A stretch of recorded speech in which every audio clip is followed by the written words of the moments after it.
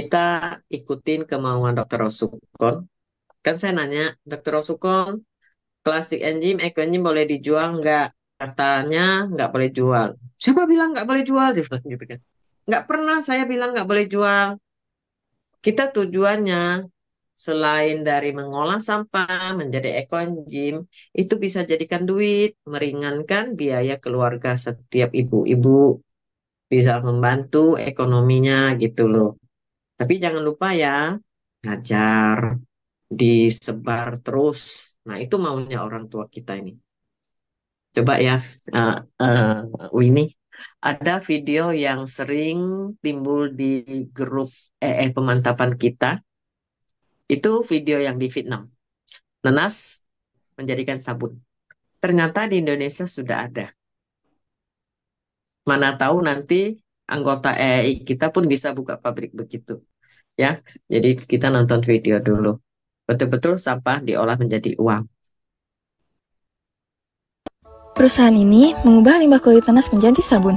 Full Biotech memfermentasi limbah nanas untuk membuat sabun alami, deterjen, pembersih toilet, lingkungan dibandingkan bahan pembersih sintetis. Untuk membuktikan itu, Li Dui Huang, founder Full Biotech, meminum hasil fermentasi kalengan. Limbah kulit nanas kemudian dicuci sebanyak 1 kali, selanjutnya dicampurkan dengan gula dan air sebagai bahan fermentasi. Kulit nanas dan 1 gula, dan difermentasi selama 3 bulan. Kemudian, hasil fermentasi disaring untuk mendapatkan enzim yang dapat membunuh bakteri dan bersifat basa. Terakhir, hasil saringan dicampur dengan minyak kelapa, minyak jagung, atau minyak asid mereka jadikan pupuk. Penelitian sudah membuktikan enzim hasil fermentasi ini dapat membunuh bakteri sama baiknya dan sabun sintetis. Tertarik mencoba membuatnya di rumah? Nah, di Indonesia di mana tuh ya? Yang jaga kos-kosan saya dulu sampai sekarang.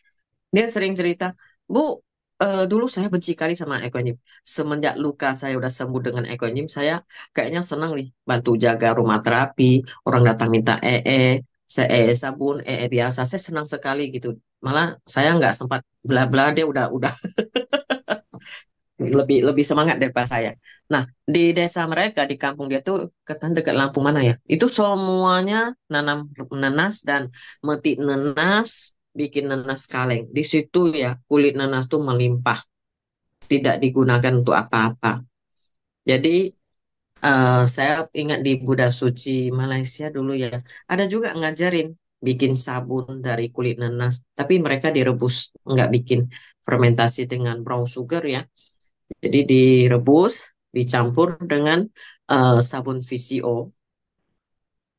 Jika teman-teman yang di Jakarta pernah tahun kemarin saya bawa sabun yang bulat balok itu dipotong-potong, udah jadi ya, itu sabun VCO dan sabun lerak.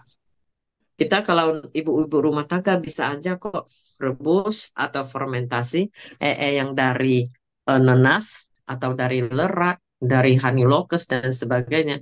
Nanti kalau nggak pintar sabun, ya udah beli aja sabun apapun. Direbus, nanti digabung dengan eco engine kita. Itu adalah sabun yang paling super, tetapi dikasih waktu untuk menguraikan zat-zat kimianya. Tapi kalau udah sendiri pintar bikin sabun yang ramah lingkungan, nggak perlu waktu lama lagi, udah bisa langsung pakai. Jadi, bedanya sabun biasa dengan sabun ekoenzim itu apa? Sabun, contohnya ya, badan kita ada penyakit kulit, virus, bakteri, dan sebagainya yang mengakibat sampai jadi bau atau eh, gatal atau timbul yang tidak enak dipandang, eksim dan sebagainya. Sabun hanya kita cuci, hanya dia lari virus itu ke air. Tapi dia tidak mati, dia akan pindah ke lingkungan, ke tempat lain dan mencemarkan. Tapi kalau kita ditambahkan sabun itu dengan ekoenzim, sabun itu bisa melepaskan kuman-kuman, bakteri, dan dia pelan-pelan bisa menguraikan menjadi lingkungan itu tidak ada virus begitu banyak lagi. Ya, nah itu fungsinya. Kenapa sabun mahal-mahal atau sabun murah-murah harus dicampur ekoenzim? Tebarlah info ini seluas-luasnya Dan semua orang memakai sabun tidak gila dengan busanya, tetapi manfaatnya bisa membasmi kuman-kuman. Jadi kita tidak panik. Aduh, di sana ada sakit tular begini, begini, virus begini ya. Kenapa dia bisa ke sana ke sini? Karena cuman sabun yang kita pakai, bukan sabun yang kita pakai gitu loh. Tapi kalau kita beli sabun yang anti bakteri dan sebagainya itu lumayan mahal, nggak murah dan belum tentu baunya kita suka. Tapi kalau kita bikin sendiri, satu poin penting pakai GMT yang ada manfaat untuk basmikan kuman-kuman. Itu aja sih. Jadi saya anggap belasan tahun ini yang saya pakai, yang saya buat sabun itu adalah sabun yang terbagus. Biarpun nggak ada busa, ya, air biomis ini yang saya jual satu paket ini cukup kok. Apabila badan kita tidak ada virus, tidak ada yang kotor, yang virus yang lengket di rambut, kita semprot biarpun dia nggak ada busa, badan kita tetap tidak akan bau. Jangan lupa ya, dalam mulut pun boleh, ketiak pun boleh, rambut pun boleh, atas bawah keliling semua termasuk kalau kita di mobil. Mobil itu begitu masuk zat plastik, virus yang numpuk di situ banyak sekali. Jadi kulit kita perlu lembab, cairan, ya. Kita semprot di rambut, di muka, untuk semua usia, untuk semua jenis kulit. Sudah itu poin penting kita hanya perlu tahu masmikan kuman yang lebih dahsyat kita gunakan ekoenzim yang baru, yang sangat asam. Sudah itu dia kalau sudah agak nggak begitu apa nggak begitu contohnya yang bandel ya, yang jamur di kuku atau eksim yang gatal banget gitu ya, sudah untuk setiap hari kita boleh pakai ekoenzim yang tahunan lama ini, yang 1 tahun ke atas, nggak perlu yang 8 tahun terus mahal. Ini untuk basmikan kuman-kuman. Tapi kalau untuk treatment, untuk pemulihan tumbuh daging yang atau kulit yang lebih mulus, pakai klasik enzim karena dia bahannya dari madu. Madu selalu minum, dia akan tambah cantik. Itulah fungsinya madu. Tapi untuk bersih, untuk kuman-kuman, ekoenzim. Nah, itu kita bisa gunakan dengan penyakit apapun, yang penting kita pintar lihat. Jangan asal asal siram, asal hantam aja pakai yang murni, yang baru.